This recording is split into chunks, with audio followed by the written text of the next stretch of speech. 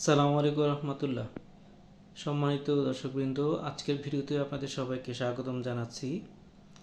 বাংলাদেশের তিনবারের প্রধানমন্ত্রী বেগম খালেদা জিয়া বাংলাদেশের গণতান্ত্রিক আন্দোলনের উত্তরণের অন্যতম পুরোধা।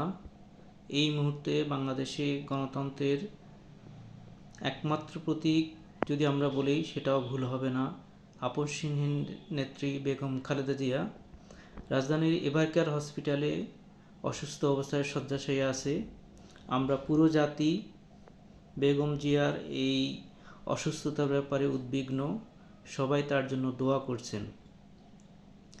তার জীবনের এই সংকটময় মুহূর্তটার সাথে বাংলাদেশ রাষ্ট্রের নিরাপত্তা, স্থিতিশীলতা, জাতীয় ঐক্য ওতপ্রোতভাবে জড়িত।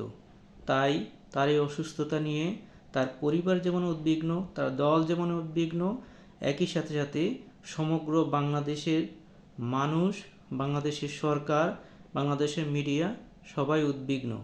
সবাই এ ব্যাপারে কথা বলছে। বেগম জিয়ার এই সংকটময় মুহূর্তে তার জ্যেষ্ঠ পুত্র জনাব তারেক রহমান তার মায়ের কাছে থাকবেন, এটাই খুব স্বাভাবিক। আমরা বিগত কয়েকদিন ধরে বিভিন্ন মিডিয়াতে এবং তারেক রহমান সাহেবের সোশ্যাল স্ট্যাটাস এবং বিভিন্ন নেতাকর্মীদের বক্তব্য শুনে মনে হয়েছিল তারেক রহমান সাহেব বাংলাদেশে খুব শীঘ্রই ফিরে আসবেন।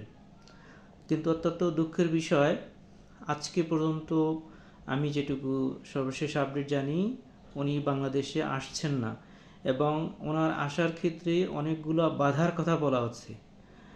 আমরা এই দেশের সাধারণ মানুষ, আমরা আমাদের স্বাভাবিক বিবেচনায় যেটা দেখি,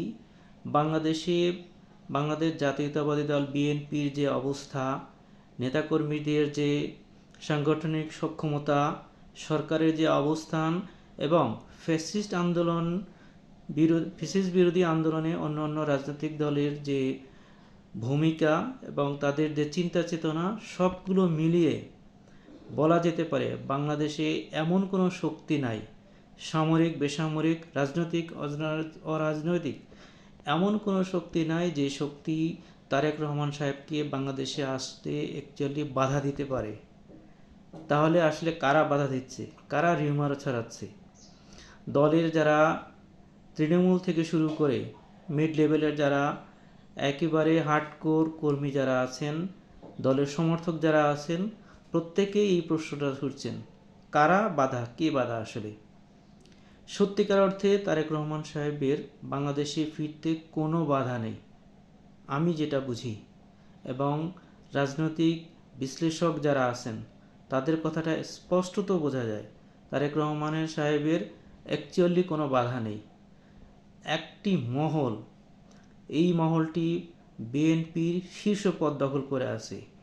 এই মহলটি 24-এর গণ আন্দোলনের পরে বিএনপিকে প্রো ইন্ডিয়ান একটি দলে পরিণত করেছে। এই দলে কেউ মহাসচিব পদে বসে আছেন, কেউ বাণিজ্য উপদেষ্টা মন্ত্রী ছিলেন, আগে নতুন করে বাণিজ্য মন্ত্রী হওয়ার স্বপ্ন দেখতেছেন। দলের প্রতিনিধি হয়ে দিল্লিতে মোদী সরকারের কর্মকর্তাদের সামনে, মোদী সরকারের নেতাদের সামনে কুর্নিশ করে দাঁড়িয়েছিলেন। সেই সব প্রো ইন্ডিয়ান অ্যান্টি বাংলাদেশি ফোর্সগুলো তারা বিএনপি বড় বড় পদ দখল করে রেখেছে এবং এই মানুষগুলো এক ধরনের রিউমার এবং আতঙ্ক ছড়াচ্ছে। কিছুদিন আগে আপনারা দেখেছেন তারেক রহমান সাহেব এবং তার পরিবারের জন্য বুলেট প্রুফ কয়েকটি গাড়ি কেনা হয়েছে। এটা অত্যন্ত হাস্যকর ব্যাপার।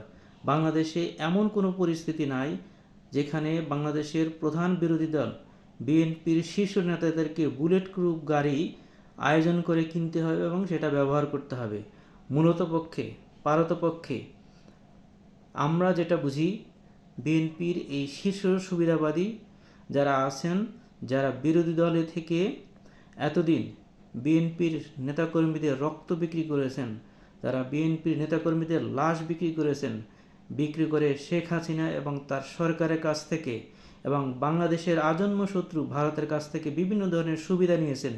তাদের সর্দি কাশি হাঁচি হলেও যারা দিল্লিতে, চেন্নাইতে চিকিৎসা করার জন্য যেতেন এবং তাদের চিকিৎসা করতে কখনো যদি কোর্ট থেকে বাধা আসতো বা কখনো ধরো সরকারও বাধা দিত, আওয়ামী লীগ সরকার বাধা দিত, তাহলে তারা কোর্টে চলে যেতেন যে আমাদেরকে কেন ইন্ডিয়াতে চিকিৎসা করতে যেতে দেওয়া হয়নি।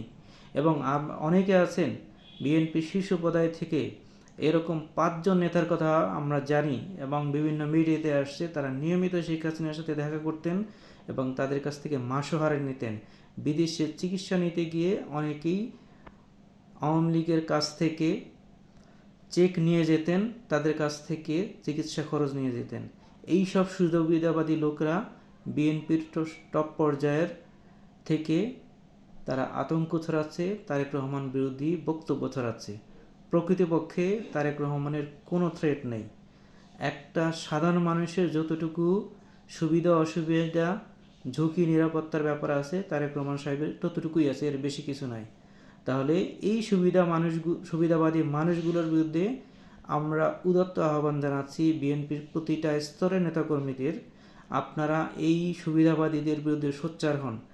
বিএনপি প্রথম থেকে শহীদ প্রেসিডেন্ট জিয়া রহমান যেদিন বিএনপি গঠন করেন সেদিন থেকে এই কিছুদিন আগে পর্যন্ত, যেদিন বেগম জিয়া এই দলটি নেতৃত্ব দিয়েছেন, তারা সারা জীবন অ্যান্টি ইন্ডিয়ান একটি দল ছিল। তারা ভারতীয় আধিপত্যবাদের বিরুদ্ধে লড়াই করেছেন। শহীদ প্রেসিডেন্ট জিয়া রহমান বাংলাদেশকে প্রথম স্বনির্ভর বাংলাদেশ হিসেবে গড়ে তুলতে চেয়েছেন।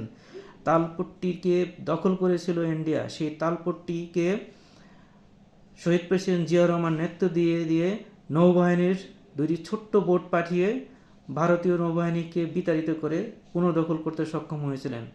এই দলের বাংলাদেশে কোনো ধরনের, যারা আমি ভাইস প্রেসিডেন্ট বা দলের ভাইস চেয়ারম্যান যিনি আছেন বা ভারপ্রাপ্ত চেয়ারম্যান যিনি আছেন, কারো কোনো ঝুঁকি নেই প্রকৃতপক্ষে। আমরা চাই বিএনপির নেতাকর্মীরা সোচ্চার হবেন, সুবিধাবাদীদের দল থেকে বের করে দেবেন, তাদের বিরুদ্ধে লড়াই করবেন এবং তারেক রহমানকে বাংলাদেশ নিয়ে আসবেন। 24-এর গণ আন্দোলনে বিগত 15 বছর ধরে যারা আন্দোলন করছেন, যে আন্দোলন ফসল 24-এর 5ই আগস্ট বাংলাদেশের মানুষ গড়ে তুলেছেন, সেই আন্দোলনে যেসব ফ্যাসিস্ট বিরোধী দল বাংলাদেশে লড়াই করেছেন, তারা সরকারি দলে থাকুন, বিরোধী দলে থাকুন, তারা সবাই মিলেমিশে বাংলাদেশকে গড়ে তুলবে। এবং সেই বাংলাদেশকে বিএনপিকে দরকার, জামাতকে দরকার, এনসিপিকে অবশ্যই দরকার, বেগম জিয়াকে দরকার, জনাব তারেক রহমানকে দরকার, এবং সব দরকার একত্রিত হবে। আমাদের তারেক রহমান সাহেব যখন দেশে আসবেন, বেগম জিয়া যখন তার প্রাপ্য যে সম্মান সেটা জাতি দিয়েছে এবং সেটা যতটা দীর্ঘস্থায়ী হবে এবং তিনি যতটা সুস্থ হয়ে ফিরে আসবেন, তখন সেটা আরও মজবুত হবে। আমরা আশা করব বিএনপির প্রতিটা স্তরের নেতাকর্মী যারা দেশকে ভালোবাসেন, দলকে ভালোবাসেন, যারা চাঁদাবাজ না, যারা ভারতের তাবেদারি পছন্দ করেন না, সেই নেতাকর্মীরা ঐক্যবদ্ধ হয়ে দলের যারা সুবিধাবাদী, ঝুটাখোর এবং ভারতপন্থী এবং ভারতের কাছে নতজানু, তাদেরকে দমন করে তারপর তাদের শীর্ষ নেতৃত্বকে মুক্ত করবে, বিএনপিকে মুক্ত করবে। তাহলে বাংলাদেশ উপকৃত হবে, বিএনপি উপকৃত হবে, বাংলাদেশের প্রতিটা মানুষ উপকৃত হবে। আপনাদের সবাইকে ধন্যবাদ। সবার প্রতি লাল সালাম। ইনকিলাব জিন্দাবাদ।